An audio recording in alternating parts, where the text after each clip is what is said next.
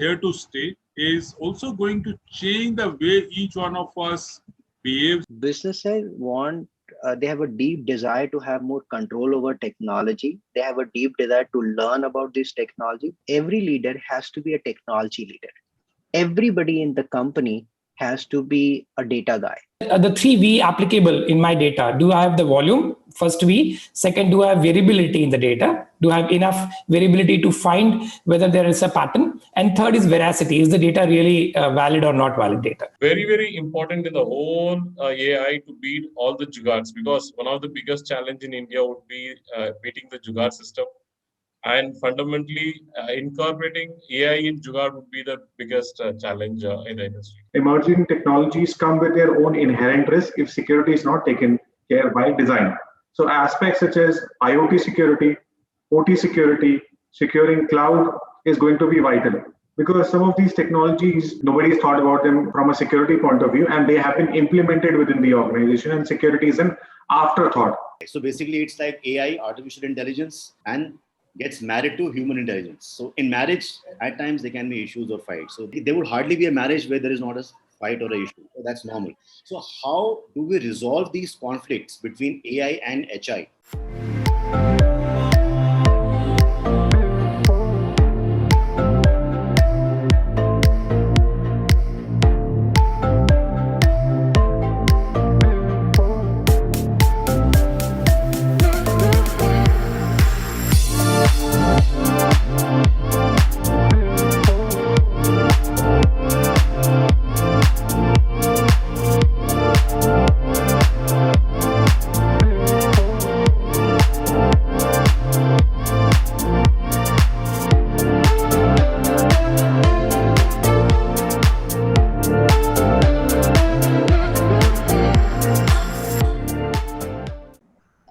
On the agenda now is our second panel discussion, for which the topic is 2021 to 25, Blueprint for Adoption of AI and ML for the Auto and Mobility Industry.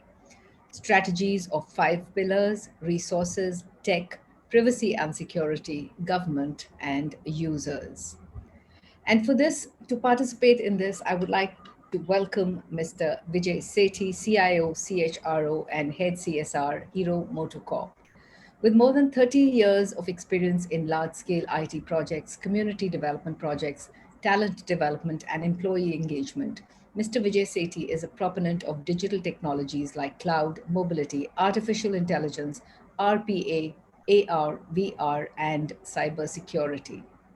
With a passion for sustainability, Mr. Sethi has led the planting of more than 2 million trees, done extensive work on water conservation, saving electricity, livelihood, and for women empowerment. Rated as India's best CIO, Mr. Sethi has been recognized as CIO of the Year, Super League CIO, Champion CIO, Global CIO, CIO Hall of Fame, Most Influential CIO, India's Best IT Manager.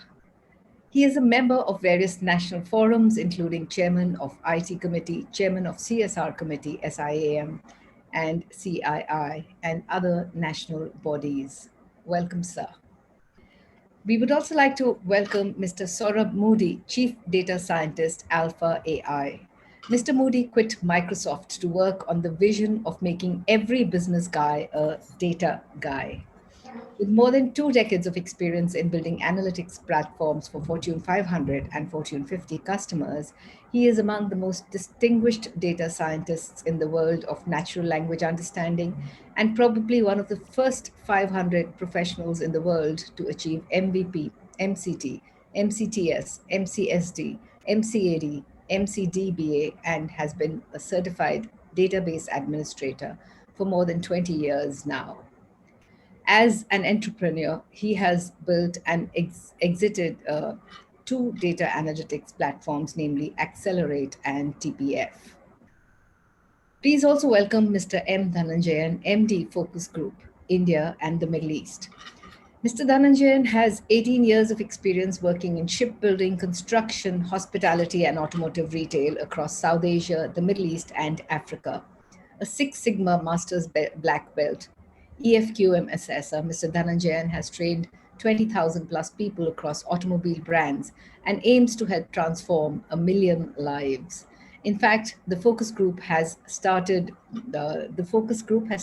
Focus Skills to promote rural entrepreneurship and innovation to help 300 villages in and around Vellore.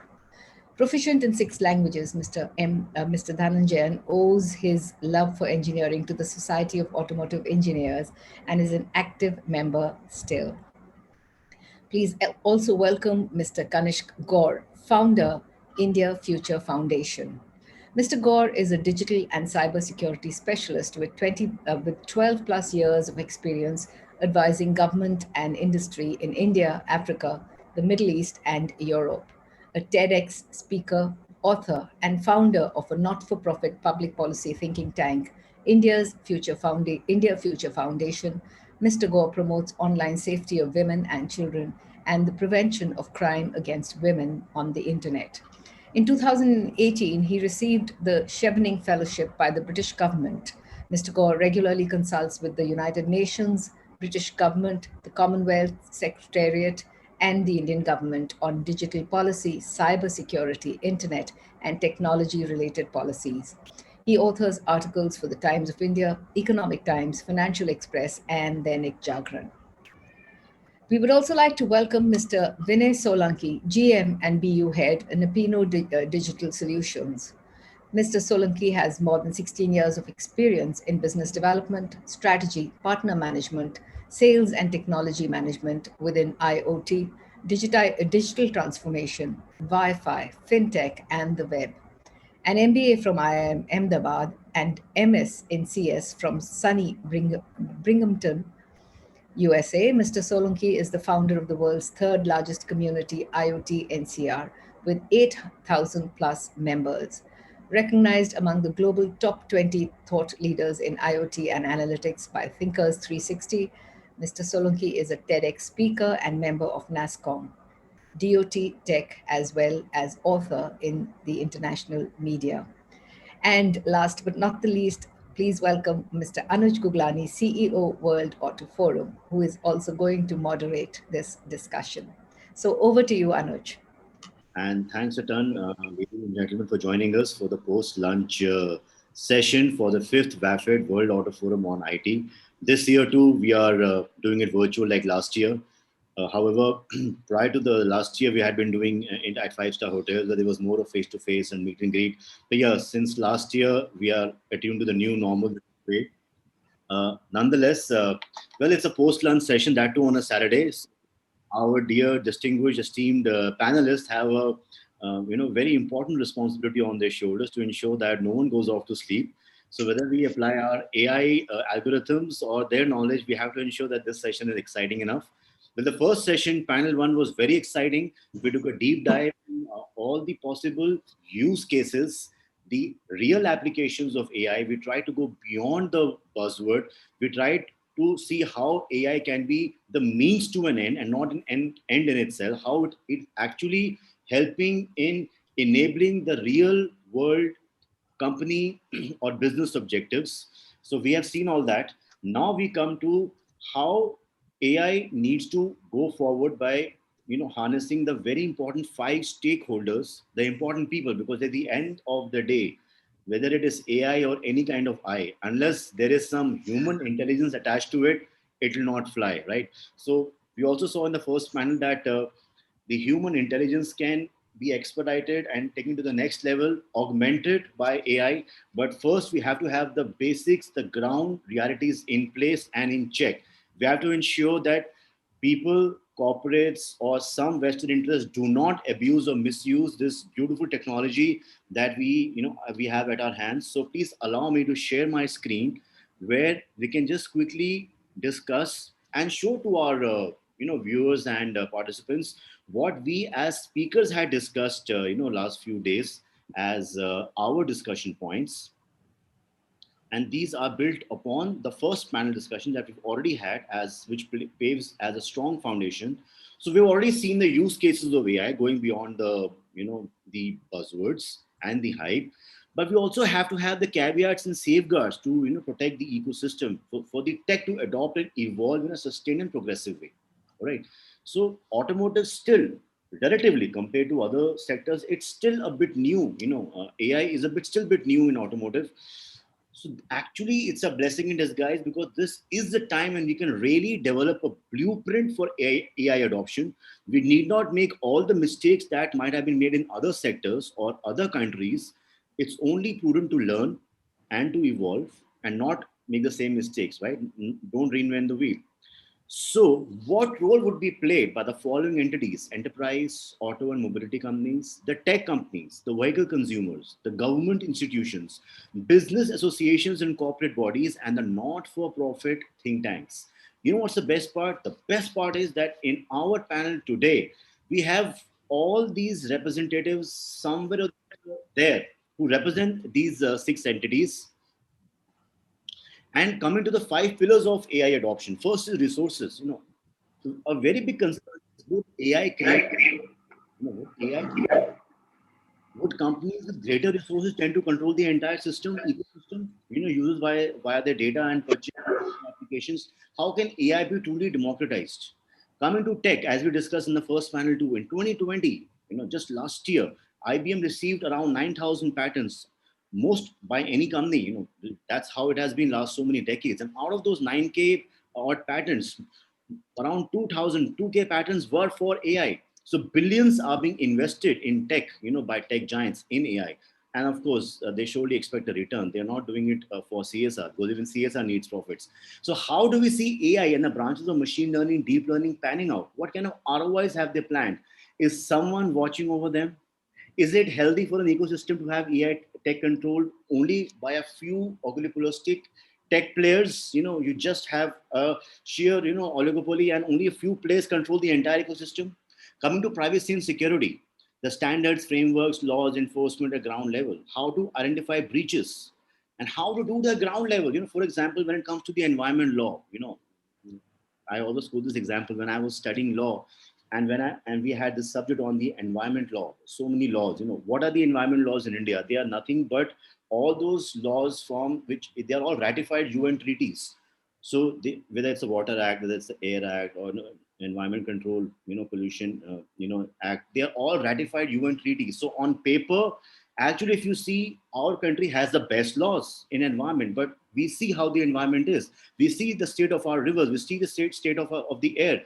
So even if those tech laws get ratified, what would be the enforcement at ground level? So coming to the government, the overlap of the several departments, GST, MEIT, how would they come together in an integrated way to make policies? Training of their, enforcement officers, judiciary, police, allied departments. Even now, our IT Act is, more than a decade old. Still, how many people in the judiciary, police, law enforcement are truly aware of the IT Act and, and the violations? So the naysayers are saying that when the IT Act is not fully comprehended, how would the AI violations actually people would be able to comprehend and pass any judgments, or take any action? Then coming to users who are always at the receiving end, whose data gets taken and harnessed and used or abused. So options to opt out. Is the user really safe even in an anonymous mode and incognito mode? And there are these usual threats like re-identification and de-anonymization. You might feel you are in the incognito mode, but is it really incognito? You can be identified. Then you can be identified by the corroboration of different devices that you're using at your home or office. Then discrimination, unfairness, inaccuracy, bias, opacity, secrecy or profiling, data exploitation. And of course, this is a very important, very famous, phrase that in 2017, Russian President Vladimir Putin told school children in Russia, whoever becomes the leader in this sphere, that is AI, will become the ruler of the world. He then tossed his head back and laughed maniacally, and we know why he did that. So these are a few points, and why we keep it open by just sharing the discussion points, so that we are free to share our thoughts, our perspective, our expertise, and let the discussion flow and develop in a natural way towards a beneficial aspect of covering all these important pillars and ensuring a good action plan. All right, so with that, I'll just stop sharing my screen, and would like to begin with Sethi sir, Mr. Vijay Sethi. And sir, you are an experienced CIO, a decorated CIO. What are your thoughts? You have seen AI evolve last so many years. Where are we right now at this juncture, and how do we see this actually, panning out in a democratized way and in a safe way for consumers and enterprises? Thanks, Anuj. Thanks for inviting me. Good afternoon, everyone. I think, Anuj, as you rightly said, that this is one technology which is, to my mind, can be seen as one of the biggest game changers as far as we are concerned. So while internet many years back was a game changer, but AI and where it has developed, so it's not that it is just in theory today, it's not just in research labs, but in practical lives, whether in auto industry or any other industry, this is actually being used today. How I see, to answer your earlier question on democratization of the entire AI. No, let's just go back many years back, till around say 7, 8, 10 years back, when we thought that some of these technologies were domain of larger organizations, and then suddenly came cloud, which democratized the entire thing, and now even a smallest organization with 5 people can really go in for a cloud service and do the entire thing. As I personally see, AI is going to take that route itself. So while initially there are a lot of large organizations which are investing billions and billions of dollars into this, and IBM leading the way, and while they will surely make money, but how I see is they're not going to make money just by working with larger organizations. For them, the entire ecosystem, right up to the smallest organization, has to be part of their customer base. And that's where cloud as a technology would really play a huge role. It will be convergence of all the technologies. So AI, as I see, is not going to be an independent thing which is working just in isolation, whether it is mobility, whether it is cloud or few other technologies that will work in unison to ensure that organizations get a real benefit of AI. In auto industry, for example, driverless cars. So while there's a huge amount of AI in that, but there are tons of other technologies also working together. So as I see, AI is here to stay. AI is also going to change the way each one of us behaves. Even last 2 years, we have seen how as consumers we now interact with technology. But as I personally see, over next 2 to 3 years, we'll still see a huge revolution where as consumers, each one of us will interact with products using AI a lot. Right, sir. Well said, sir. And in fact, I can never forget your golden words 3 years back at the WAFit that we had organized at the Radisson Hotel, where you had categorically mentioned that as a CIO, one faces immense pressure from within the organization and external. That how are we utilizing cutting edge technology? But whereas we fail to recognize how is that technology fulfilling a business or a company objective. And in fact, that had been our guiding philosophy also, and whatever procedures or whatever content we were, pushing to the industry, we had that as a guiding philosophy, and we have it for last 3 years now. All thanks to you. Technology has to work for business. Absolutely. Not for magazines. Not for magazines, not for awards. It has to have an end objective. Absolutely. Great. So with that, getting Vinay in the conversation, Mr. Vinay Solanki, who's doing a lot of creative and innovative stuff at Napino, and he's leading a great team. So Vinay, we would like to hear from you. What are the kind of things that you have done, or as the guiding philosophy, harnessed AI for a possible business end objective, and what were the problems and that you faced, especially when it came to these stakeholders that we just discussed? Great. First of all, thank you, Anuj. I'm hoping I'm audible enough here. Okay, great. So first of all, thanks to the platform here. And by the way, Mr. Sethi is one of our key customer, Hero MotoCorp. Napino has been working with Hero for very long. So nice to see you here, sir. Coming back to your question, I think, Anuj. So before we talk about challenges, and I will give you one example of how we have started looking into adopting AI at Napino, because I'm in the industry, in IoT and AI industry for almost 9-10 years now. I've seen various applications where AI could play a very big role. But before that, I think an important point that we all understand today is that AI can only be AI if there is data. right? And we all know that data is the new oil, and AI can be very easily garbage in, garbage out if you don't have the right data to feed into the AI model, right? So one of the crucial piece of building a solution which leverages machine learning, okay, and then ability to create a value for the end user or the stakeholder is, do we have the right data at hand? Is this data sufficient? Okay, so I think one of the biggest challenge for many industries, including automotive, even if you go to manufacturing, could be that, am I capturing enough data? Is there the 3V applicable in my data? Do I have the volume? First V. Second, do I have variability in the data? Do I have enough variability to find whether there is a pattern? And third is veracity. Is the data really valid or not valid data? So one challenge I think will be there, that what kind of solutions manufacturers as well as other stakeholders of the automotive industry are implementing to capture the data at the right point, at the source, I would say, without the data getting corrupted. Okay, now coming to automotive, right? If I break automotive as an ecosystem, there are primarily many players, but there are primarily like 3 or 4 categories, right? One are the manufacturer / OEM, second are the dealer and the distributor network, and third is the end user or consumer. Of course, engineers and designers play a crucial role. And when we look at adoption of AI in the manufacturing setup of an automotive industry, I think you mentioned in your starting note that automotive is a fairly new adopter of AI. But I feel that when I look at automotive as an industry for past many years, it has been adopting technology fairly quickly well. In fact, I would say compared to other segments, automotive in fact is in the front running of adopting technology. And the reason is it is a technology or a product that basically impacts the consumer directly, right? And as Mr. Sethi also said, ultimately it has to make business sense. And automotive, when it starts evolving its journey, right, from the earlier era to today, where we have autonomous cars or electric cars or hybrid models, they all cannot function without 2 things, right? One, are there right data capture points? That means sensors or electronic control units. And second, is there the right model applicable and designed by the developers? Okay.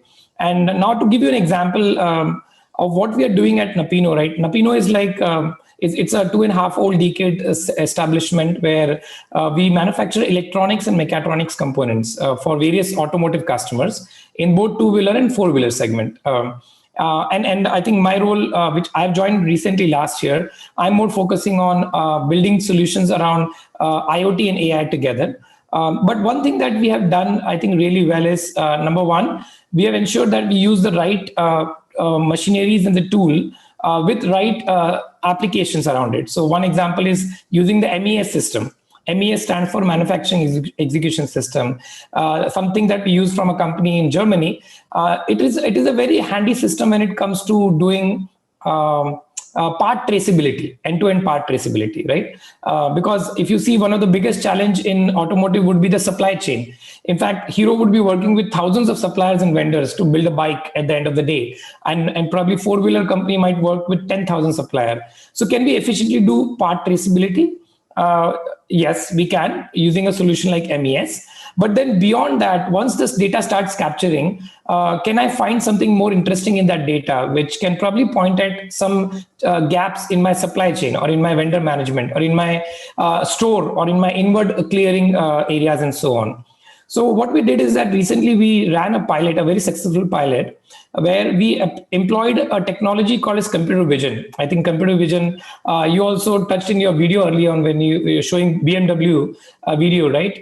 Where they captured the image of the back of the car for the right logo and the right hologram. In our case, PCB plays a very crucial role as part of our building up components and product. And quality of the PCB, which means whether we have mounted the component correctly, whether we have applied the solder paste correctly, is very crucial.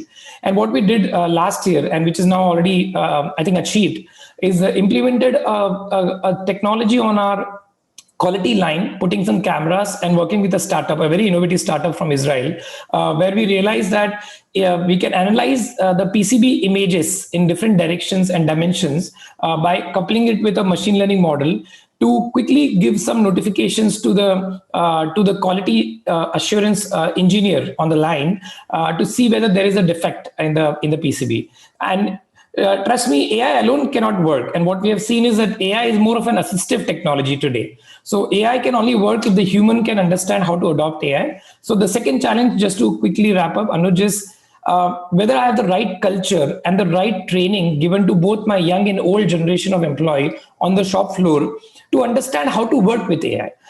Because trust me, humans are still very, very intelligent. AI has not surpassed us yet. It's still in the magazine, as Mr. Sethi said. But it has to work hand in hand with my operator on the line, who can understand that what is the input coming from my AI system and whether that is helping me to make a better decision, fast decision, at least today, or I would say in the next 2-3 years. Maybe in the future, we will become so efficient with AI that there will be minimal feedback coming from human brain and maximum coming from the machine. So I hope I covered your question, Anuj. Thanks.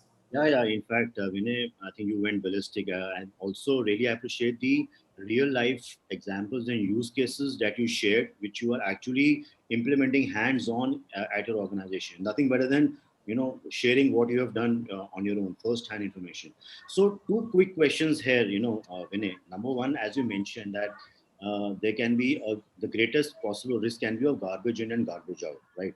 So what kind of checks and balances, or what can be the AI above the AI, which can ensure the veracity of data and raise flags in real time? That can be number one. Number two, as you mentioned, that the training of the operators and the people at the shop floor to harness AI. So basically, it's like AI, artificial intelligence, and gets married to human intelligence. So in marriage, at times there can be issues or fights. So there would hardly be a marriage where there is not a fight or an issue. So that's normal. So how do we resolve these conflicts between AI and HI for the right marriage to move forward? So 2 quick things, if you can answer. Yeah, so the first one I think is a very, very challenging area, Anuj, to be honest. Ensuring that you really get the right data is not easy today. It is improving definitely, where you can do some checks and balances on the input data quality, and you can apply some efficient filtering technology to see which is the data that is relevant for my model. And which I can ignore. It is very specific to every use case. So give you a simple example, we are also playing with telematics. Vehicle telematics is an area which has been there for 15 years, I think. Again, an example where automotive adopted technology very quickly, fairly well, aftermarket, I would say. Not OEM-led. OEM-led has started coming up recently. And there we realized that when we start capturing data using an aftermarket vehicle telematic device, and start capturing the data and monitoring different parameters like, let's say, the GPS coordinates, or let's think about the fuel level or acceleration, speed, sharp turn, etc. I think there are some intelligence that can be built in a program to understand whether the data is really normalized well, and second, whether it is a fake data or a real data. A simple example, Anuj, there was a competition in one of my previous company to run basically few hundred kilometers in a week, in months, and somebody put a Fitbit on a ceiling fan in order to bypass the system. And there was a program written by our IT team in that company, which could really realize that how many steps you can normally as a human being take in a particular time period. And it got it, that you're actually bypassing the system. So these are the examples that you can implement, but it's not very easy. I will be honest with you. That's why I said I started. AI is only useful if there is data that is coming into that AI is useful. Second question, I think, is more around human intelligence and AI. How can we marry that? So I think what we have realized, and in my tenure, not just at Napino, that one is, can you first of all get away and eliminate the fear in the mind of your operators or your blue collar people or people who are working on a very low skilled area, that AI is not replacing you so soon? Number one, your jobs are not going away so soon. Number two, they may not, of course, but ensuring that can I come back and build an upskilling model for them, or reskilling or upskilling. Okay, it's not again easy. It's easier said than done. Is that can I pick and choose people and reskill them to adopt a technology? And it is happening, I think, fairly well now in the industry. We have seen that. And second is that what kind of technology can bridge the gap. I think one thing which has worked very well is mobile applications. I think mobile smartphones are pretty much known to everyone nowadays. And can I create an application that makes it easier for my staff, for my operator, or anyone who is supposed to consume AI, to make it user friendly? As I said, it is assistive in nature. So can it give the alert in a mechanism that basically helps them? If I say in Hindi, I think सबसे बड़ा difficult point है. It's not about reskilling, it's about changing the mindset. And इसलिए culture बनाना बहुत ज़्यादा ज़रूरी है, especially manufacturing industry को. India में, I think we are now becoming a player where we want to compete with the likes of China and other major manufacturing economy. And I think in addition to investing in technology, as company and as ecosystem, we should invest in building the right culture. And it is the IT and the OT marriage, the confluence of information technology and operation technology that is happening very rapidly. And if the culture is defined well, then I think the outcome will be a very happy married life for both of them. Yeah. Thank you. And that's fantastic, Vinay. I think I see an alternate profession, waiting for you, marriage counselor for IT industry as well. I think it's time to get the people who are working, in deep technology, in deep learning, machine learning, the branches of AI. So it's time to get Mr. Saurabh Moody in the conversation. So Saurabh is the chief data scientist at Alphaa AI and has been working at the cutting edge technology across the world, not just India. So Saurabh, you've just heard the concerns of the industry. What are the possible solutions that you can offer? It's thanks a lot. I think Vijay and Vinay made very good points about it. And fortunately or unfortunately, I work at the deepest level of these technologies, very hands-on. So if my answers look or appear very technological, please excuse me for that. Okay. And I'll put a different dimension to all of these things. I think you would realize that, let's take a very simple example. In 20 years ago, what was the most simplest form of data which people used to have access to? Forget like IoT, we'll give it a pause for a moment. We realized that MIS reports were one of the finest piece of data which people, and as I heard Vinay saying, right, we also discussed garbage in, garbage out. None of the business ever understood what was the garbage in it, right, in that MIS report. But there was every day for 20 years. And I think Vijay sir might be a better person to, go back in 20 years time and check out his mailbox where it was a BSNL connection, and still he used to get some Excel reports. And his busy schedule, it was very hard for him and thousands of people like him to go through those reports. Now, fast forward, what was business expecting? Business expectation was कि यार जो मुझे data चाहिए तुम लोग दे दो एक बार में, right? That was a very basic ask. Can you believe, right? Right. And again, I'll use Vijay sir's opinion on this. Like, we have passed 20 years in it, Vijay sir. Do you think has the business ask changed for you? Like, are you not asking the same data which you used to ask there? Do you think IT was ever able to fulfill those things? And today also you have to wait. So I realized that before we go into AI, and as very beautifully think, and I think Anuj, you also said, it is an enabler, right? It is somebody who is going to work behind the scenes to get you stuff.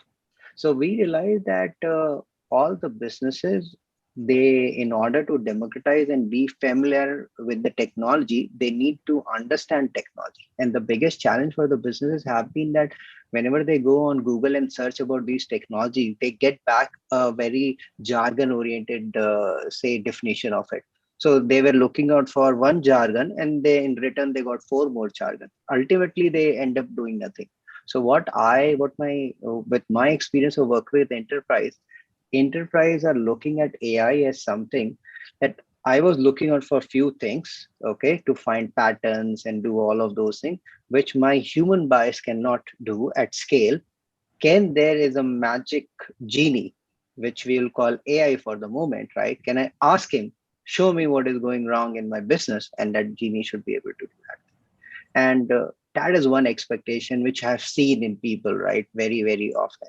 And the other expectation which I also felt from in businesses is businesses realize that in older days you used to have money to build the businesses. So some people who have got money and the resources, they were able to build bigger businesses, and the other people who didn't have money and resources, they were able to build a strong, like a small businesses.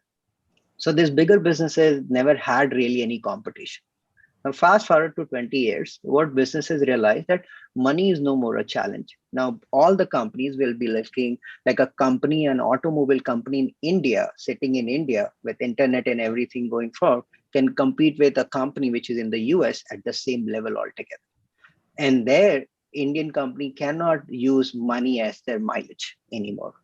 So what they started to turn towards like technology, and they realized that technology is very important, like AI, of course, being a part of it. And businesses said, hey, now I need to take care of more technology. Give me more technology. Unfortunately, there is a skill gap.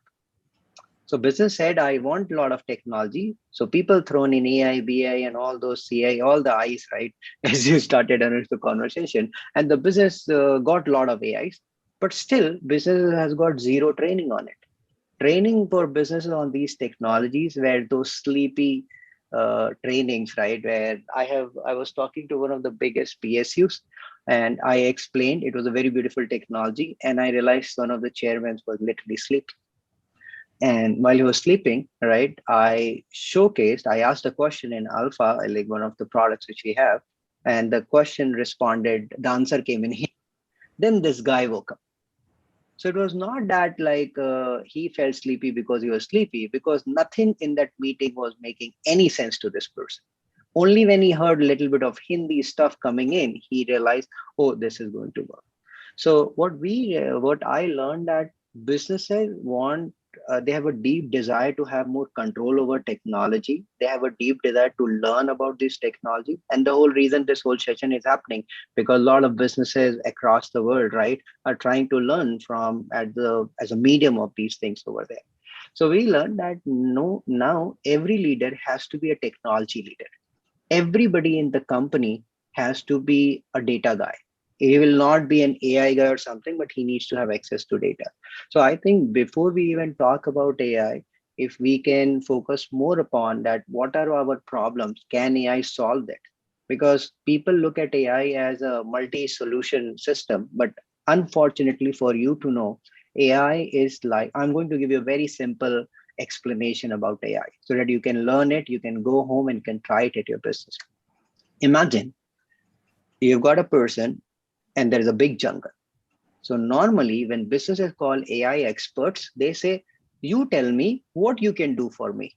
A very common question. Okay.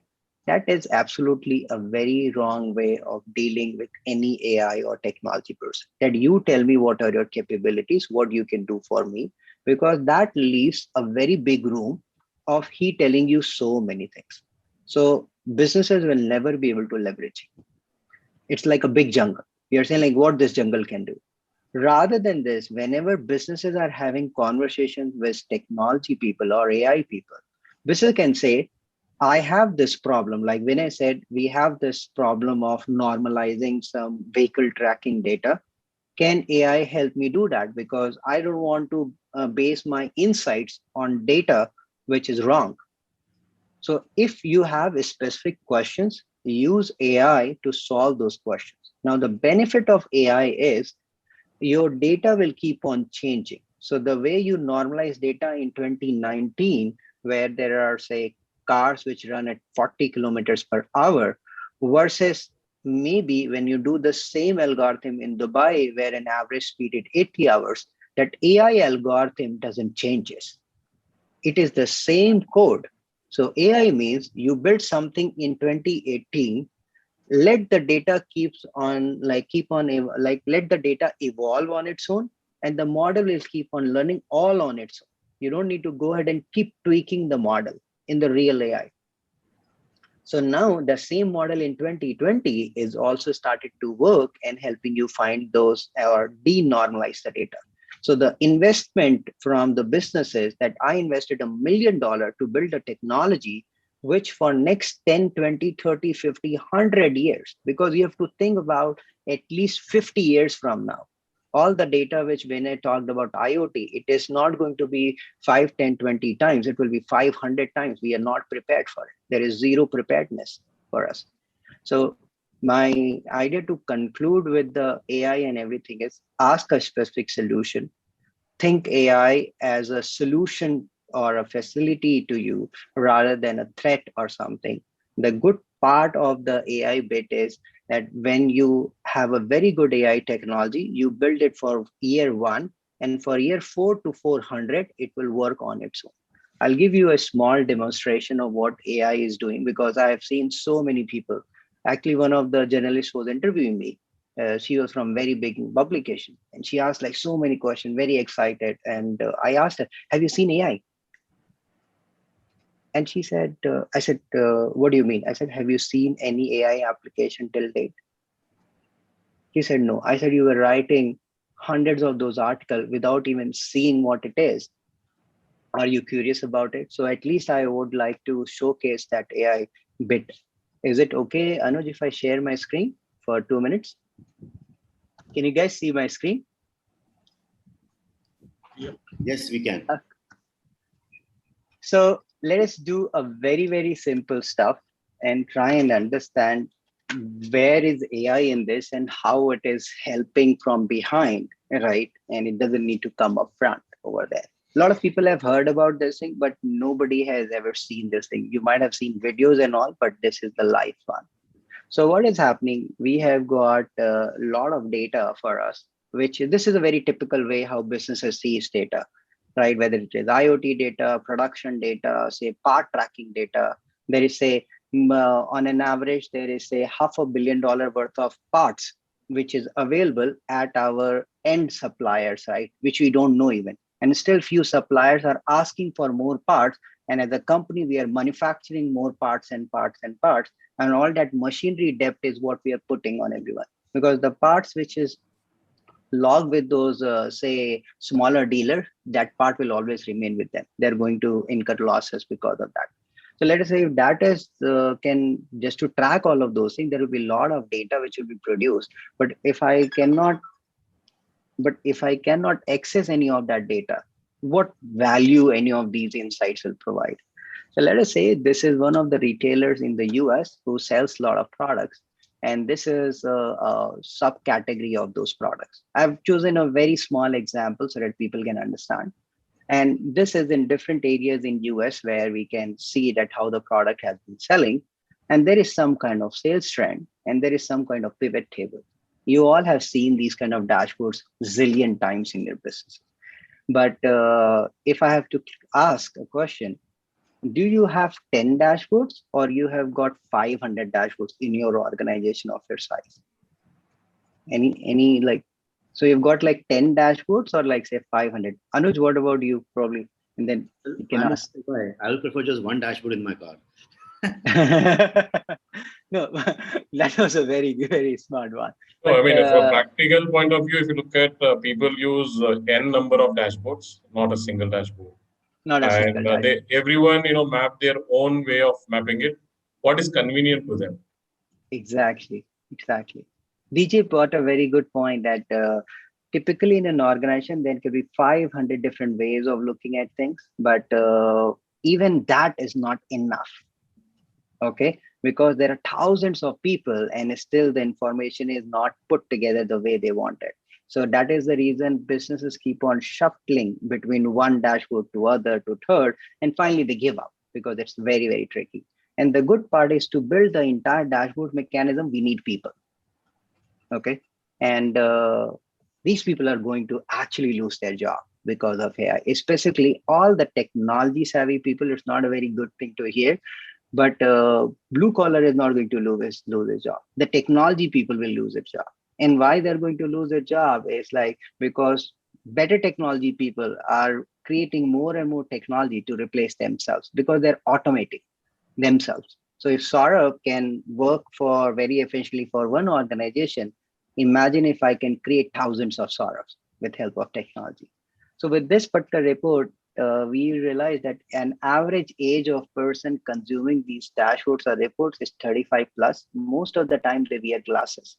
It's very hard for them to even freaking read these numbers. So what we wanted to do was we wanted to check out our furniture sales, but now we have to add them up. A very small job of addition. How about, what is our furniture sales? And it tells me a very specific thing. A lot of people have seen this kind of technologies termed as chatbots, but you have seen your SDFC chatbot, forget everything, take care of your COVID chatbots. So these technologies of chatbots are nothing but hard-coded systems. But the real AI means I don't need to teach the system beforehand. If the system can understand these questions all by themselves. So let us go on a little bit complex when asking, like, say, I wanted to know my customers who are buying furniture now. Now that is going to be in a new dashboard, which I don't know, or any new data source. Whatever I can ask, who are our popular customers buying a lot of furniture from us? You see, today's systems are capable of bringing this kind of information without changing the context where you are. Let us try and make it a little more complex, because business questions are not like this. What about, who are our customers buying a lot of furniture from us from New York and California and Texas in last 5 years? Can you help me? What kind of revenues they have been driving for us and what kind of profit we made from them? That's a long one. Yes. So we realize that if we can understand, so this is what the real technology can do for you.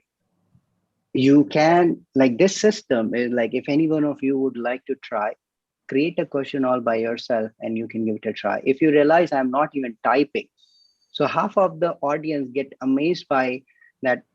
We strive for dictation kind of application in last 20 years. We never saw one. But with this thing, not only it can understand, but as soon as your question ends, imagine there is so much background work going on, understanding the question, bringing the context, connecting to the databases, realizing what has to be picked up. But do you think you can make any decision with data? Just ask it. Are you selling my data? When I ask, huh? Are you selling my data? No. So I used to work for a company called Microsoft. I have built and sold 3 BI platforms altogether as a product. We are like a few $1 million worth of deals we are talking here. Our customers and people we work with starts from the likes of NASA to Accenture and those kind of people. We realize that even this is not enough for business, because I cannot make any decision. Because here business is saying, hey, I've asked all of those things, but किसी ने मुझे बताया नहीं कि मैं करूँगा क्या इसका. क्योंकि before 20 years, only accessing this was a challenge. Business never asked that question कि data चाहिए क्यों था. True. Well said. Right. So what we did was as just a closing thing, we said perform quadrant analysis.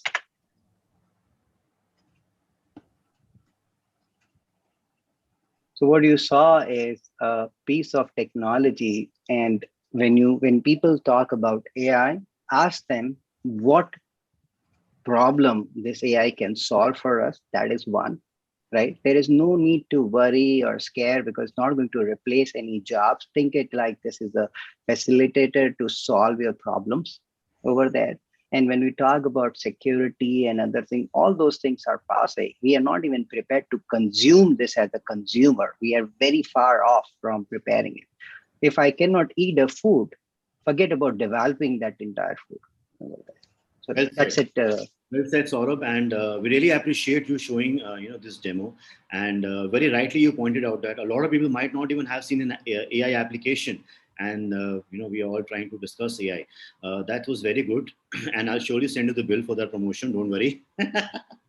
Okay, so moving forward, would like to get into the conversation. DJ, who's the MD of Focus Group, and Friends Focus Group is our annual partner also at WAF, and we have been seeing their work in India, at Middle East, and many other continents. The way they give training to their several automakers, to dealerships, especially focused on vehicle after sales. And I feel that AI can really power and disrupt the vehicle after sales domain, especially, and of course, predictive maintenance is just the tip of the iceberg. Lots can be done, using AI via CRM. So, DJ would like to get you in the conversation, and also to ask you if you've been using such tools to enable and empower your teams and clients. Thank you, Anuj. Thank you, Saurabh, Kanishk, and Vijay.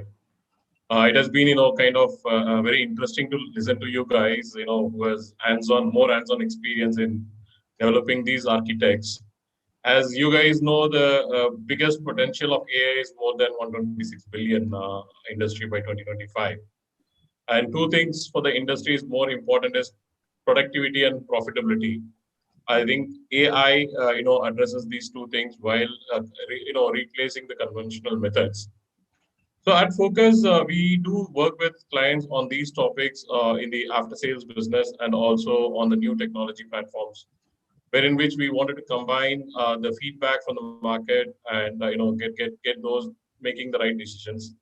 I'm very impressed with Saurabh's information tools that he really did, because it was also part of my panel discussion about these three things, which is very, very important before anyone really wants to do an AI in place.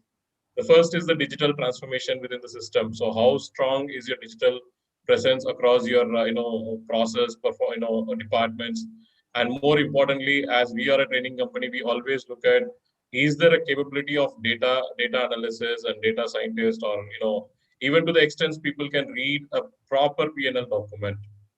So that's the basic level of challenges we would have across the retail network and at most of the industry.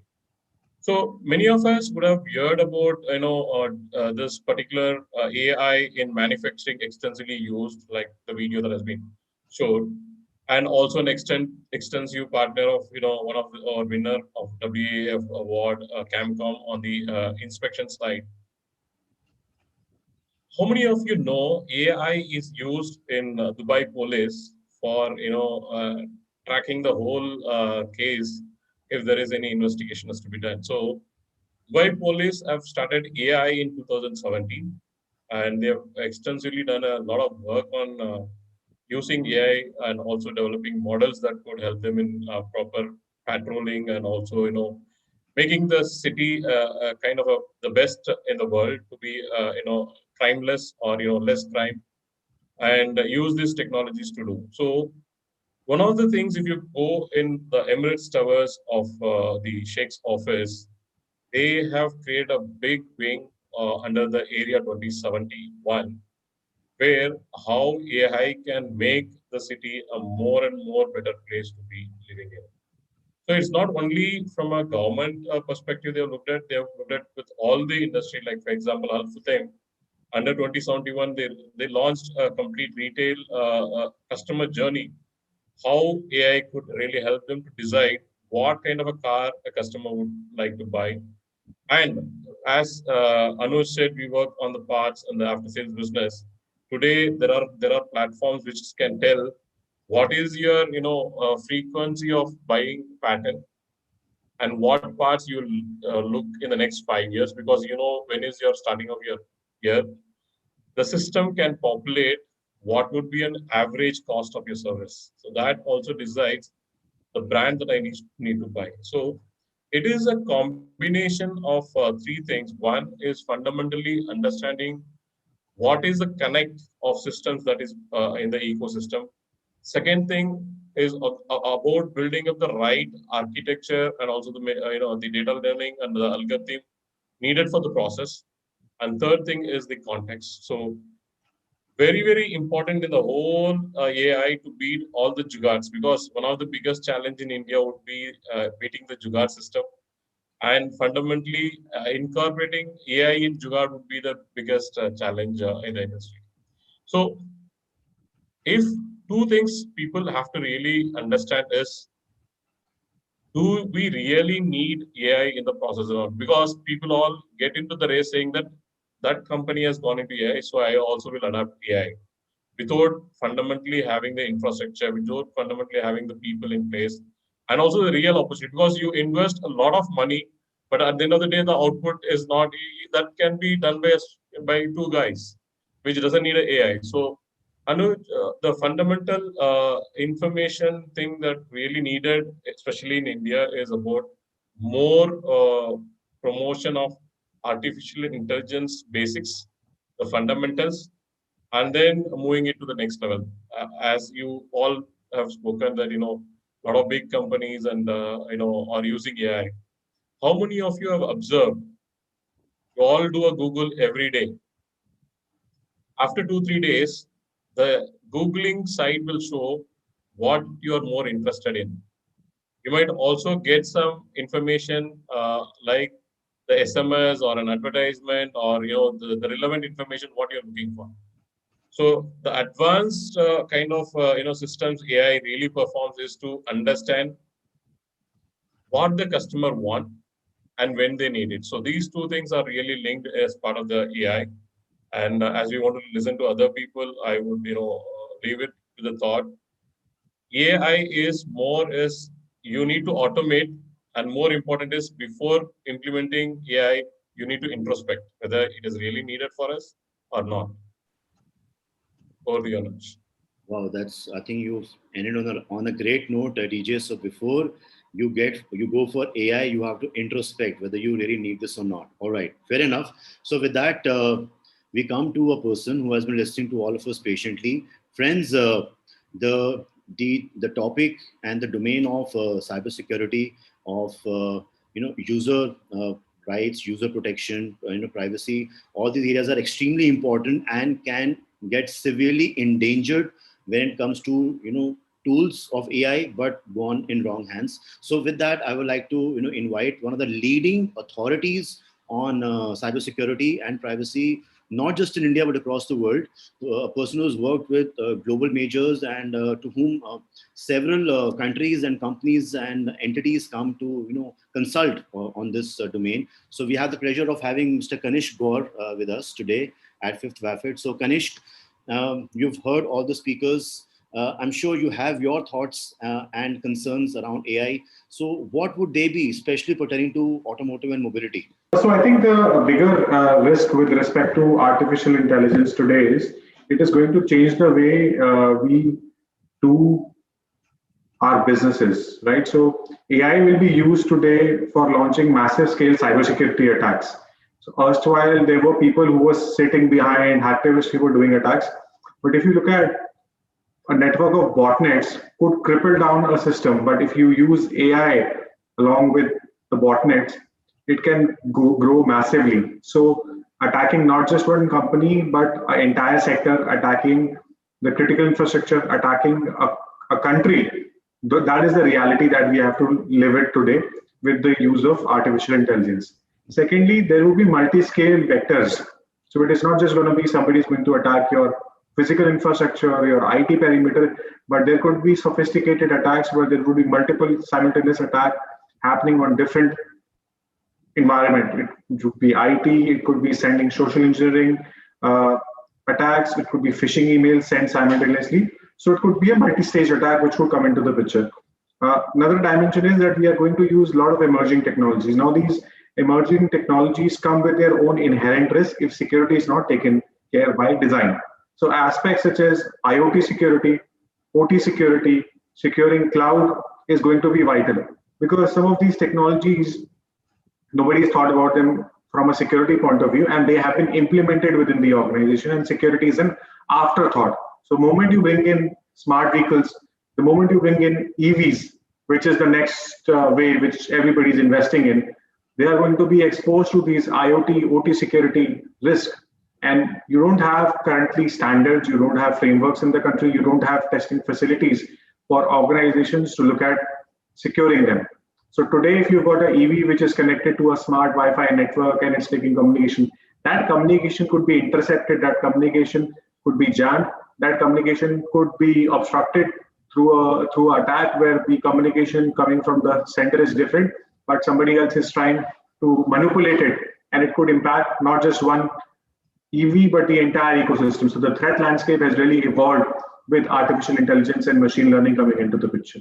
So, Kanishk, this is actually a generic threat and a generic concern. But when it comes to automotive and mobility, what can be the focused threats and the basic protections which we should at least have in place?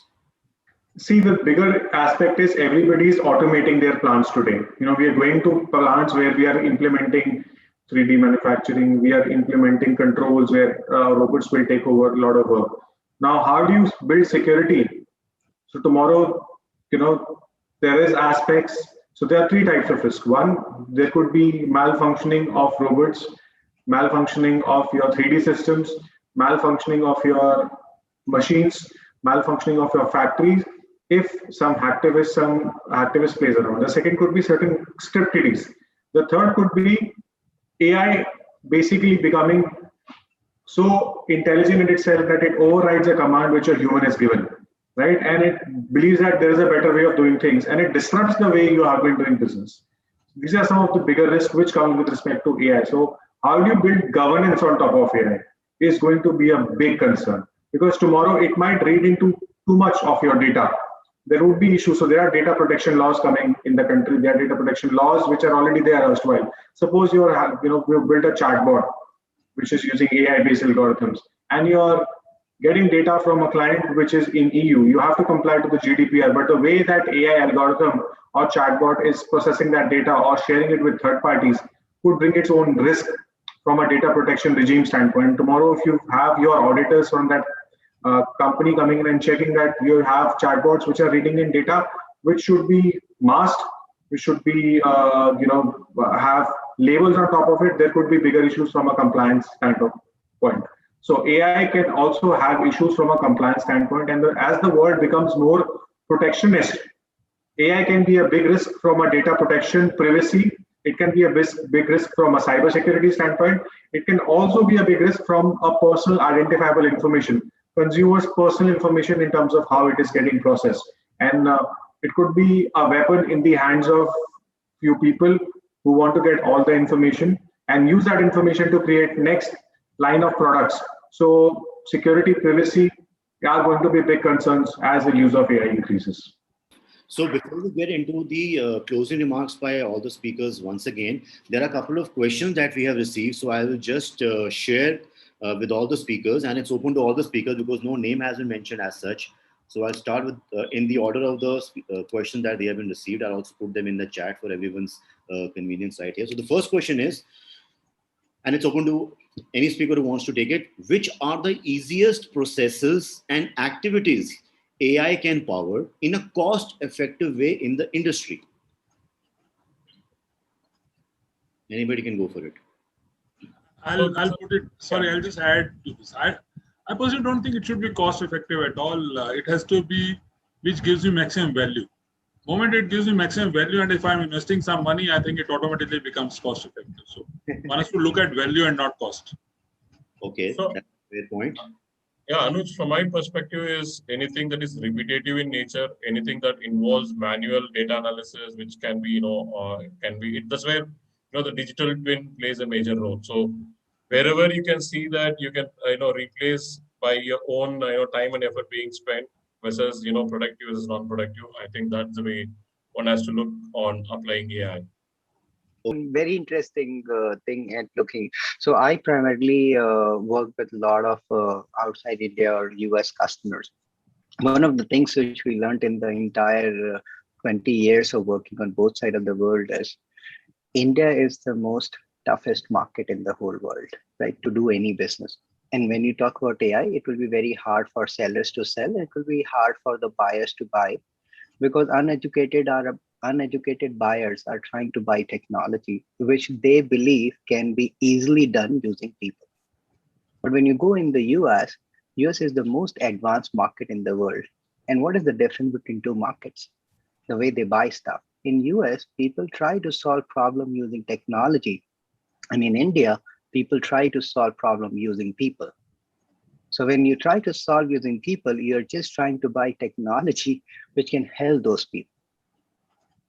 Right. So if we can start thinking about buying technology and trying to solve problems with direct technology, then probably I really liked how Vijay shared, right? That if it is providing me value, there is no point of asking cost over there.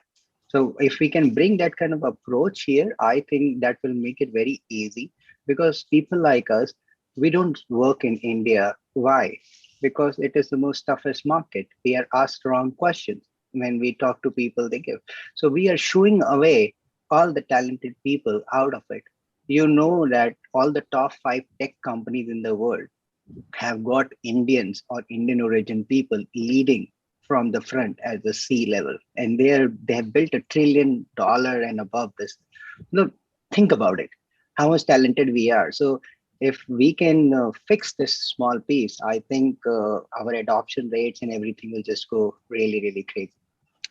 See, And Saurabh, one thing here is, okay. yeah, one thing, Saurabh, more than asking the right questions, it's about people. The listening process is a big challenge. They only want to listen what they want to listen. So that's where AI will surely, fail, or it will take more time to adapt. And if I can add, I think to what DJ said, right? DJ, I think you mentioned that anything that is repetitive in nature can be adopted, can use AI. Maybe this is a point of debate, but that is more suitable for RPA kind of work. If I feel AI's value is not automating repetitive tasks that can be easily done with robotic process automation or this thing, it should be more where I can find something that is not easy to find as a value out of it. Sorry, I'm not debating here. I'm just stating my view, and I thought it would be good to bring that up. And to answer this question, I think one thing we did and I'm still doing it, is like find some low hanging fruit, with like easier problem where maybe there can be an application of AI. Inventory tracking or tracking an inventory on an asset is a problem that IoT is solving, but is AI playing a role there? Only time will tell, but maybe some easier problem could be picked up before we go into complex digital twin and digital twin applications as well. Just to add what Vinay you're saying, I can truly resonate with both the things. One thing, this is just for everybody to know and learn, right? So imagine you want to try to solve a problem in a specific way. So you have built a small program. Now tomorrow, when that nature of the problem changes slightly because of the evolution of how the data has come in and all, then you go ahead and rewrite those problems or add more complex stuff to it. That is what RPA is able to do. But if you take a process which is dynamically changing slowly, that is where you put a small AI. What AI does it, you train the AI first time, it will look like an RPA. So you'll train it first time, it will solve the purpose like RPA. But when data starts changing, that RPA, which is now AI, starts adopting to it. And one thing, as you said rightly, Vinay, is like finding low-hanging fruit. I was there in London. I was talking to one of the big bosses at one of the banks. They said, you know what is the prime reason of AI projects not able to see day of the light? Why AI is not delivering value? Because for ensuring AI is going to deliver value, people are looking out for some big wins. People are saying, let's revolutionize everything. And this just becomes a multi-year project, which is of no use. And as Vinay correctly pointed, and it's so close to my heart, that doing some basic stuff, taking that dynamic stuff, handling it to AI, train it thoda bahut, let it run, that is where it's just going to, the value is like, even though small wins, you will do 10 times, it is equivalent to big value. And it will again come back to how Vijay said, like the value piece over there. All right. So moving to the next question that we have received, very interesting one. I'll put in the chat as well. How can unorganized industry players like used car business, and spurious spare parts be fixed using AI? And I totally agree on this question. These are, these have been the pain points of the industry. In fact, spurious parts issue has been a pain, I think, ever since the beginning. And still, we are struggling with that challenge. And even in used cars, though it's getting organized by the day, but still you have a lot of fly-by-night operators and a lot of, wrongful acts and, practices are there. So can AI be the panacea in some way? As I see, I think in these two, both of them are very nice, good use cases for auto industry. If I first look at spurious parts, part detection in any case using AI has been is being used by a lot of automotive organizations even today in spare parts business, and one can really expand it to even look at differentiating between a genuine part and non-genuine part, so that can be done. As far as again the used car business, see, at the end of the day, it's all about data, and if you can really get, and for used cars also one can get tons of data today, so it can be used. Only thing in case of used car, I'm not too sure as to what exactly would be the use case that we are looking at, whereas in case of the first one, we know that aim is to differentiate between a genuine part and a non-genuine part. In case of used car case, I don't know what are we trying to achieve out of that. So if we are clear on what we are trying to achieve, then one can look at whether AI would be able to solve or not solve. And maybe one thing could be in used car, possibly, sir, is that before it becomes a used car, it is a new car. And if you start tracking the data in that new car, till the journey it is going to become a used car and come to the hand of, let's say, a second-hand buyer, if there is some kind of AI implementation which Condition-based monitoring. Condition-based monitoring, right? Which can tell me really is a car, is the car was damaged completely and then it has been restructured or refurbished for me to buy. Maybe there is some kind of a pattern it can say when you go to buy like from some particular area in Delhi market, these are not good cars and bad cars kind of a thing. I don't know. You're right. So Anuj, I think Camcom is one of the players that uses AI in especially in the used cars segment. So primarily the test case used cases is as Vijay said, you need to have some case studies that can really prove. So Focus and Camcom is under discussion on applying those particular things on the used car.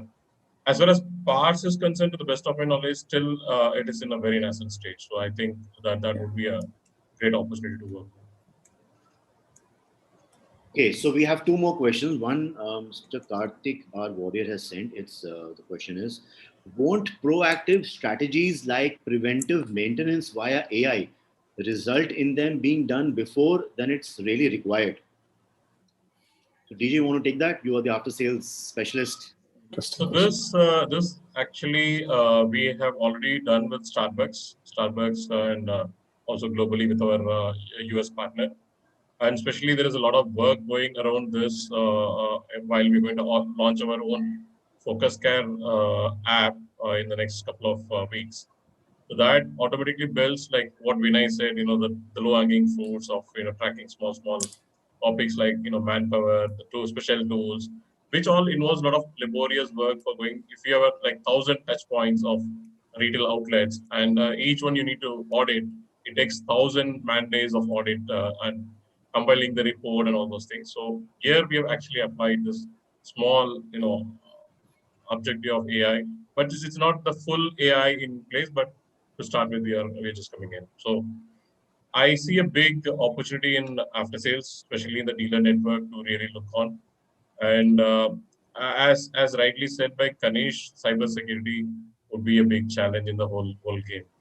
So that is something everyone has to really look at. And GDPR, for example, the product Seed now that we have launched in India 2 years back, which is a personalized video communication systems, has undergone almost 12 days of checking the system before it was launched, because any attacks can be done, any data can be leaked on, and all those things. So it would also play a major role in adapting AI. Fair enough. So we have come to the last question. This is we haven't received any more after this. So here it goes. Listening to the cyber attacks threat, I'm getting scared by the threats to AI. Is it really worth the risk to be so IT enabled, where you are so vulnerable? Business was being done even without it. So it's a very contrarian view actually, and it also goes on to say that the gas pipeline attack in the US is one clear example. So pipeline, as in saying that hey, they have been there, for centuries, but this time they got cyber attacked and it disrupted the supply in so many states for so long. The prices also shot up, went through the roof. So where do you actually do that, cost benefit analysis, and how much IT AI enabled should you be that you are not that vulnerable? Can I take that question? Sure, sure. So it's a lot of confusion around how the technology pieces work, right? Let's take like a handful of users who are automobile guys, right? They use a window-based system and they use a browser called Internet Explorer. They get a message in an email and they click on it and they end up downloading a software on their machine which infects their browser all in all. It's a very big, there is no AI in it, right? And without even they knowing, the software started to do all of these things. Crazy stuff. My Windows is running slow, malware, all those things, right? And Kanishk has got a better understanding of these things. And we have seen that people don't understand even how to use the basic system. Now, how do we solve it? Now, to solve this question, let us say we can build a technology, right, which is going to be more secure. And then you can say secure, secure, secure. And then people realize that what is more secure means secure. That means like whenever I do something, do I need to tell? So now there are hundreds and thousands and millions of people across the world. Their definition of security is different. Now, where does AI comes into play? Let us say if there is an AI which is built into your system, it starts learning what are the things which you do naturally and what are the things which you don't do naturally. And it can learn very easily, right? You don't need to do any kind of setup settings. So now if the gas pipeline attack and all of those things, if they had an anomaly detection implemented in that piece, and AI could have prevented it, because AI could have done like whatever is happening today is not natural. And the difference is like, say, today, say 100 metric ton was flowing through the pipeline. Tomorrow, 200 metric ton will be flowing. Now, you don't know what is an anomaly because it keeps on changing at different times and all of those things. So I think when you go with AI becomes and makes everything so secure. One of the very, very simple example which I give to people is, I have a 15-year-old daughter, and she would love to drive a car, but I'm very, very scared. I have only one daughter, right? And I cannot imagine, even if she is driving the car, right, but somebody else, a dumper comes and hits her car and everything just goes for a toss. Now, if you try to solve this thing, anything else by mechanical expert driver, I have never seen a driver with actually 4 eyes, one on each side, where he can see. I've never seen a driver which can understand there is something coming visually, which he can make up with a kilometer away. I've never seen a driver who can understand that he's sleeping, and when he's sleepy means sleepy for him. At times, people keep on driving feeling sleepy and sleepy. Now imagine, think about Tesla, what they have done. There's an AI, and there are a lot of AI examples, right? One of my friend's company just got acquired from KPIT. What they did is they built something where sleepiness can be done. Okay, so there are no more accidents because of sleep. So I think the world has not aware of good use cases which have effectively changed the outlook about technology. What we all need to collectively figure out that yes, Vinay, Pathfinder. So we have all have to collectively come together and see that all these things are going to make the world a safer place. Somebody started with ethics. I read somewhere like people not getting paid because a human HR has to figure out how much salary should I give. If this guy comes from tier 2, give him 50,000. He will work. Oh, this guy comes from New York. He will never work for the same role for 3 lakh rupees. Those are very small examples. Even if we can pick those hanging fruits and all, like think about in a way where and have that positivity with those like say better understanding of technology. I think these attacks and all of those things can only be managed by AI. There is no other mechanism to actually solve all of these problems. Like seriously, I don't find anything. A better guy, of course, but that is India's style, right? Using people to solve problems. If you go to US, they're still trying to build a technology that maybe COVID kind of things doesn't happen or any of those things, all those things. Yeah. One thought process. That's it. That's nothing fantastic. I think you turned the question on its head, Saurabh. So instead of being scared, one should actually adopt them even more so that you are safer. That's a great perspective. So I think let's wrap this discussion. If we can just get into the mode of takeaways, concluding our thoughts, 15 to 30 seconds per speaker. So let's begin with Kanishk. Your summarizing thoughts. So I think it's important as we adopt technology, we also look at security by design, we look at trust by design, and we build on newer models to ensure security is there de facto. Building user awareness, ensuring training, so that user also adapts and is aware about the best practices is the key to sustain business and ensure there is an upgradation and you adopt emerging technology, which is help sustain business growth in a long term. Wow, that was pretty slick. So I'm sure leaves a lot to be implemented, in this direction, a lot to be done. And I'm sure all the stakeholders need to come together to make it happen at the end of the day. And now coming to you, DJ, your key takeaways and your summarizing thoughts. Thoughts from this panel discussion, I also have learned a lot. So you need a mastermind to adapt the AI mind. So I think that's the way to really look at the way forward.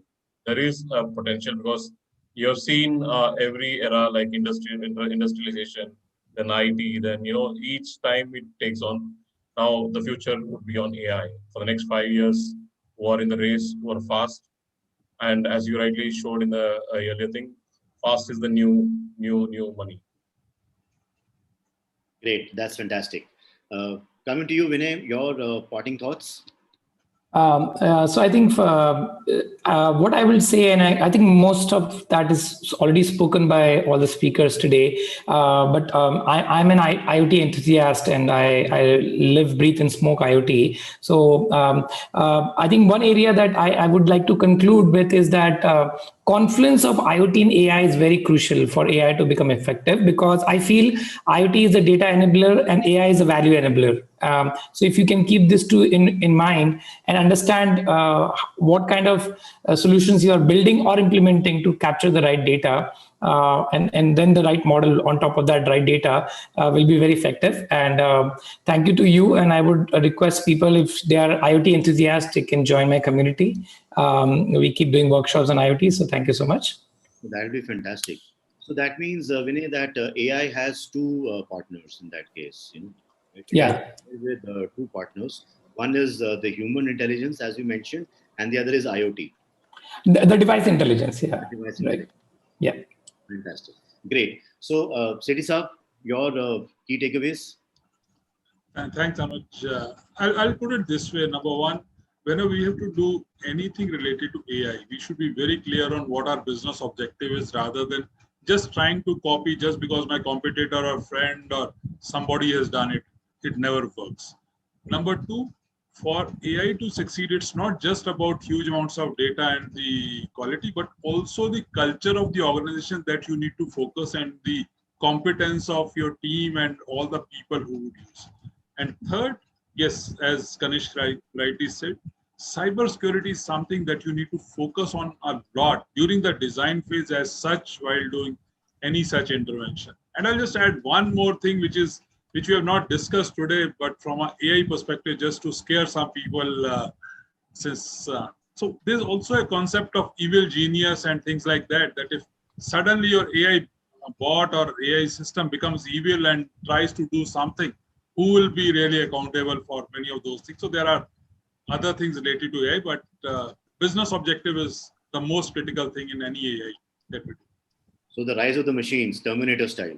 Basically. Absolutely. So Kanishk, you have some quick protective mechanisms in place for that? Rise of the machines all of a sudden? Build in strong governance. Don't let the AI be so smart that it takes over. You need to have effective governance mechanisms, and they have to be multiple layers, not just one layer, multiple layers, so that you can stop and kill the program. The moment it stops, it starts following its own algorithms and it bypasses the controls which are there. So, and you need to have a kill switch. For AI, must have a kill switch, so that whatever way it is trying to propagate, you have a kill switch to just end it once and for all. So that mechanism has to be built in. What if it unkills the kill switch using its AI? The kill switch should be such that it shuts down everything. It shuts down the electronic devices. It shuts down the power, right? So those have to be built in really. So the way you design the kill switch is also going to play a very important. And I think in some of our nuclear power plants, those are setups which are there. They have their kill switches, right? The moment they see temperature exceeding a certain value, or you have it in plants like Mr. Sethi would have led security and safety and sustainability of Hero MotoCorp's plants. They would have those kill switches there itself to ensure that there is safety of people who are working there in those hot plates, hot gates as we call them. So that's going to be really important. Great, fair enough. So Sethi sir, thank you very much for bringing up this evil genius point. So we got a mini discussion around that as well. All right. So Saurabh, your key takeaways, parting thoughts, any summary points? One, just a food for thought. Imagine all the plant security across all the businesses. Let AI manage it. There is no need for a guard looking after for you all day and night. Hundreds and thousands of them, and they are doing multiple shifts, bichara guys, at like very meager amounts over there. I don't know what's going to happen once the AI kind of bits start observing the plant day and night. So I think, like, imagine all the manufacturing units across the world who uses physical guards to monitor the units, and it takes a lot of time, money, and energy. And despite they keep watching these cameras, there is nothing which good comes out of it, because you don't know, right? As a boss, you have implemented thousands of these guards across the world to ensure that you are safe. I am thinking about a world where AI will start securing the world in a much more predictable way. Okay, that's about it. Well, that can have multiple perspectives and connotations. Like that, if you make it too central, it will also be too vulnerable. You just hack it in one place, and you control all the plants and all the security and all the guards. Well, that can be topic of the other discussion, the next discussion possibly. Do it. So I think with that, it's a wrap on this beautiful discussion. And gentlemen, thank you so much for sharing your beautiful thoughts. Now it's back to Anita ma'am and Kunal. They've planned a little felicitation for each one of you. Thank you. Thank you, gentlemen, for the very interesting discussion once more. How AI can be adopted by the industry and some scary side effects that can happen. Thank you very much. Most interesting discussion. Please do accept this memento as a token of our appreciation. I would like to start with Mr. Vijay Sethi, former CIO, CHRO, and head CSR, Hero MotoCorp. Thank you.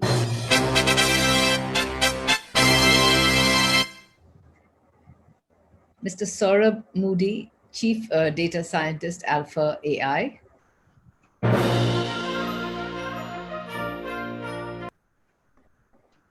Mr. M. Dhananjayan, MD, Focus Group, India and the Middle East.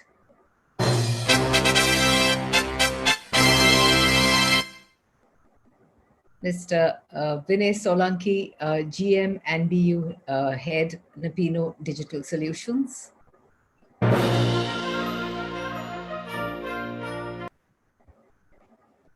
Mr. Kanishk Gaur, Founder, India Future Foundation.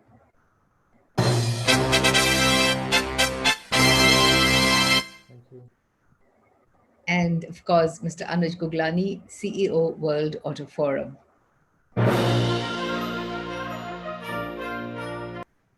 Thank you once more, gentlemen. Our program today would be incomplete without recognizing and acknowledging the people who made this event possible. For this, I would like to hand you over to Mr. Anuj Guglani, the driving force behind our ACT World Auto Forum, to felicitate our partners and to present the vote of thanks. For truly, all things are made possible when we work together. Over to you, Anuj.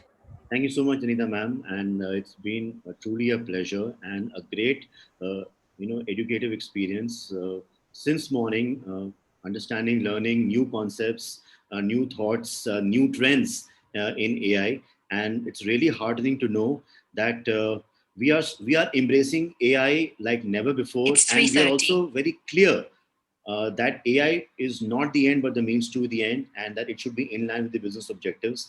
And today we have seen people so passionate about technology, right from the word go, from the first panel onwards, people are really passionate and so positive, and the way they are looking at AI to democratize the opportunities, have the entire world as one level playing field. It's beautiful. And yes, I totally agree that India is a tough market where even McDonald's has to make a Maharaja Mac or a Mac Aloo Tikki burger. So if you win in India, you can win anywhere in the world. So let's come to the partners' felicitation, and we truly value their contribution.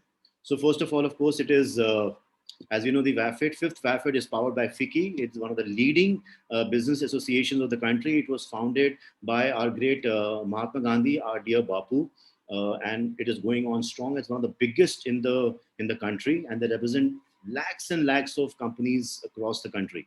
Thank you so much, Team FICCI. We really appreciate. In fact, Ms. Sarika Guglani and her team at FICCI are doing a wonderful job. Really kudos to them. Next, we come to Nasscom Center of Excellence, IoT and AI. They have been also our partners for WAFit for last few years. And Mr. Sudhanshu Mittal is there, and he and his entire team are doing a stellar job. And the way they have prioritized, of course, IoT, AI have wide applications. The way they have been focused on the healthcare and medical applications for last 1 year, it's really phenomenal, and we truly appreciate their work. Thank you so much, Nasscom. Really appreciate. Of course, our annual OEM Gold partner, which is MG Morris Garages, a leading British brand owned by SAIC, and they launched their products, roughly 2 years back, and they've taken the Indian market by storm, and we really appreciate. And they're not just their products, but also the fact, their social connection, with India. Friends, it's really an honor to share that more than 52%, is the target that they have set, for the women workforce, and currently they have more than 32%.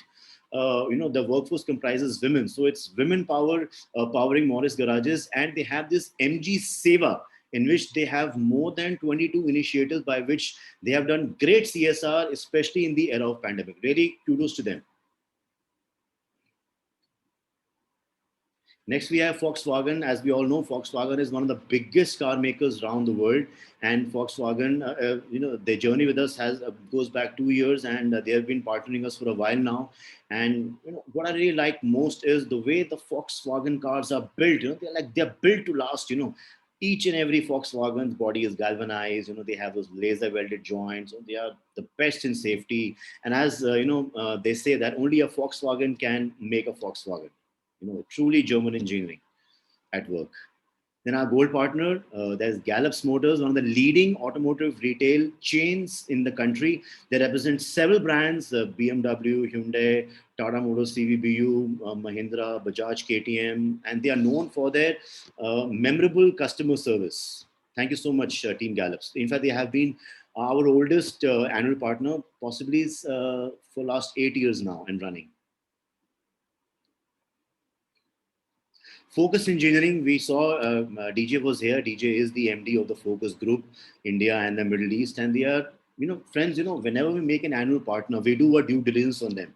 So first, unless we are really satisfied on their work quality, what they've been doing, we don't really take them as our partners. So when we were doing our DD on the Focus Group, the way their teams are structured, the kind of work that they are doing, the way they empower and power their clients, and the way they use technology, especially now, during the new normal, to power up the processes at workshops, car workshops, vehicle workshops, and automotive industry. It's really class leading, if one can say that. And also their CSR, their philanthropy, they've just launched their rural skilling, branch as well, and they have adopted more than 300 villages for skill enhancement in rural India. I think that's phenomenal and calls for a round of applause. Great. And next, of course, is K2b Learning. K2b is, again, one of the leading players in corporate training and learning. And they have several case studies on their website on how they have been supporting the companies with a lot of digital modules. And they are really worth adopting. Mr. Gaur and his team are doing some great stuff there. Next, coming to our media partners, so Patriot, thank you so much. We have a very special respect for Patriot from the bottom of our hearts. Friends, Patriot was started more than 6 decades back by Bharat Ratna, Aruna Asaf Ali ji, our freedom fighter, and it is known for unbiased journalism and some great editorials. So, and also the key takeaways of this program, 5th WAFit, would be completely summarized by Anita ji, and it shall go in a full page ad in the Patriot. And of course, WAF TV, our automotive think tank tube, our in-house TV, where you see hundreds and hundreds of videos by the top thought leaders. Thanks, Team WAF. Thanks, Team WAF TV. And yes, the virtual events platform partner, Expo Sim, where all our viewers are experiencing and enjoying this program right now. We have been doing our programs with Expo Sim for a while now. In fact, Mohit had been coming to our programs. I think he has been associated with us since the first WAFit, So that's our journey. And it's always a pleasure interacting with their teams. Their teams are extremely supportive. And also this with Expo Sim, they take it to the next level. And we are running the world's longest running virtual exhibition in automotive and mobility on Expo Sim. And with God's grace, this should go on and on with Expo Sim's partnership. And of course, this felicitation and Thanksgiving would be completely incomplete without our own team. So Anita ji, who's our MC and our communications expert. Then Mr. Gerald Louis, he's Jerry sir, who's literally the backbone of all our programs and partnerships with annual partners. Kunal, who has been not just the showrunner for today, but all the designs. This presentation has been designed by him, all the creatives, all the videos that you see of WAF, everything. He also manages the news section. He's a great designer, extremely talented, gifted, and someone who's always reliable and dependable. And of course, it's me, just hanging around. Okay, so thank you so much, Team WAF. Thank you so much, our dear annual partners, our media partners.